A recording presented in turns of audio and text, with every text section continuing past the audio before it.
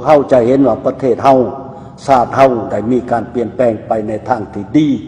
และก้าวหน้าอย่างเห็นได้อย่างประจักษ์ตา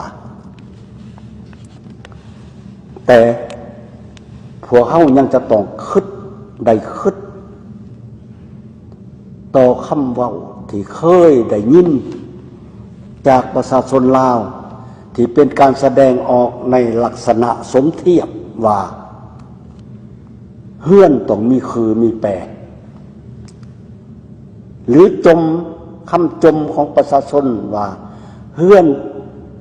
บ่มีคือบ่มีแปรคำเว้านี้สะท้อนถึงประชาชนจะให้มีการปกครองที่ดีของประเทศของสังคมสะท้อนให้เห็นว่าประชาชนมีความเป็นห่วงเป็นใยต่อการปกครองการบริหารประเทศของพวกเรา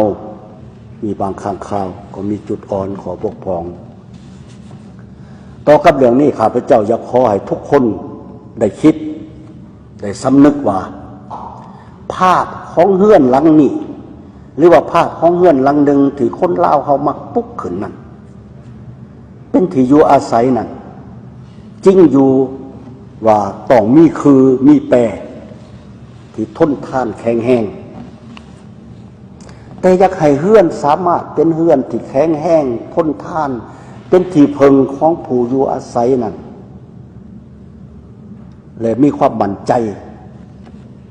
นั่นเฮือนหลังนั้นต้องมีเสาหลายเสา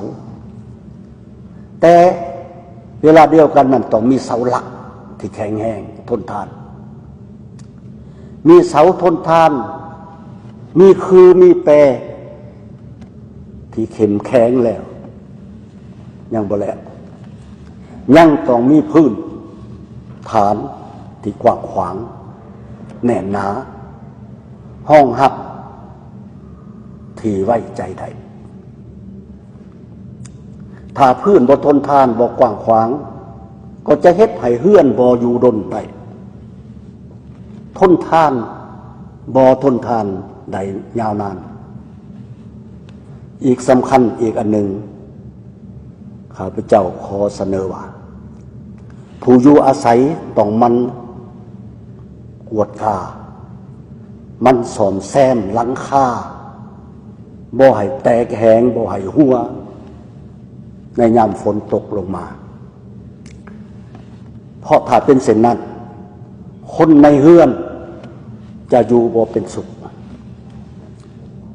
ขอให้แต่ละคนนำไปวิจัยเอาเองว่าส่วนประกอบของเฮือนหลังหนึ่งนี่มันเทียบกับประเทศหนึ่งเทียบกับสังคมหนึ่งโดยเฉพาะสังคมลาวของพวกเรานั่นคืออะไรขอฝากไว้น้ำรุ่นคนนี้และรุ่นคนต่อไปจะเสริมสร้างเฮือนหลังใหญ่ของพวกเราให้มันคงถาวรให้ปลอดภัยให้ก้าวหน้าได้คืออะไร